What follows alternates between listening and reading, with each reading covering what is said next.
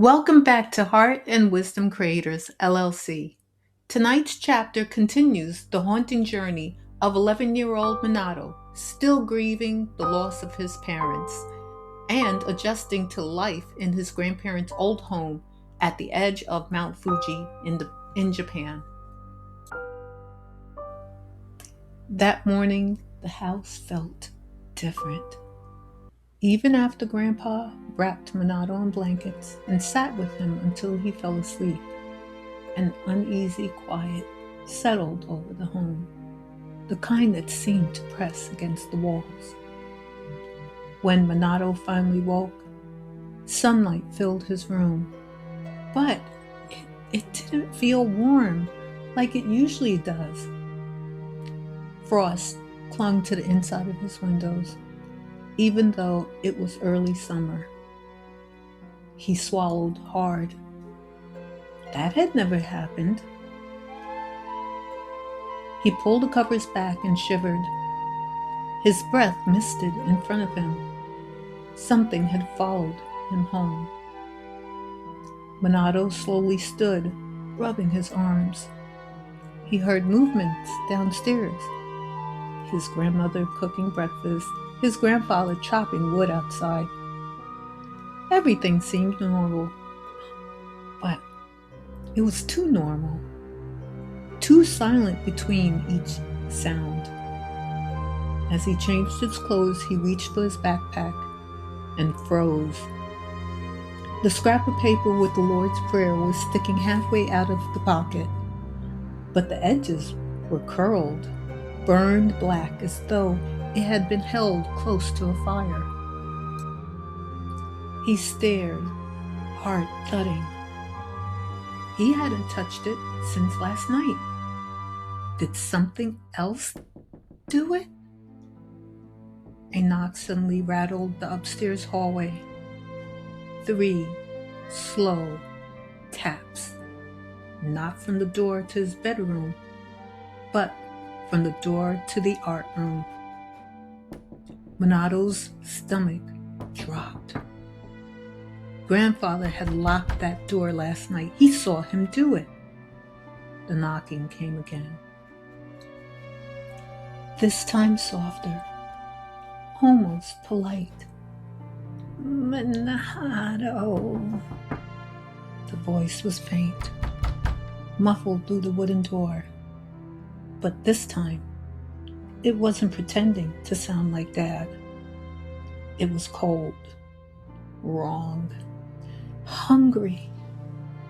Minato staggered back, his hand instinctively going to the pocket with the Lord's Prayer. His fingers brushed the scorched paper, and a whisper of warmth pulsed through it, as though it were reacting. Then, crack! The art room door jerked inward, as though something slammed into the other side. Minato gasped and clapped his hand over his mouth. A sharp, scraping sound began. Nails? Claws? Just dragging across the floor inside, moving closer to the door. Grandfather's voice suddenly boomed from downstairs. Minato! Stay where you are! Don't open that door! Minato could not have moved if he tried. Every hair on his arm stood straight. The scraping stopped. Silence. Then a whisper. So close it seemed to breathe against the other side of the door. You came when I called you once. And you will again. The lights in the hallway flickered. A cold wind pressed against the crack of the door, swirling around Minato's feet. He squeezed his eyes shut and whispered the Lord's Prayer under his breath, fast, trembling over and over. And just as it had come, the cold vanished. The lights steadied. The presence retreated like a receding tide. But the message was clear. By leaving the house last night, Minato didn't just hear the entity. He invited it closer. He gave it permission to find him. And now it wanted more. At that moment, the presence faded. Minato heard heavy footsteps climbing the stairs. His grandfather's, urgent but controlled. His grandmother followed close behind, clutching her rosary beads in one trembling hand. "Minato," Grandpa said gently, "step back from the door." Minato obeyed, his heart still pounding.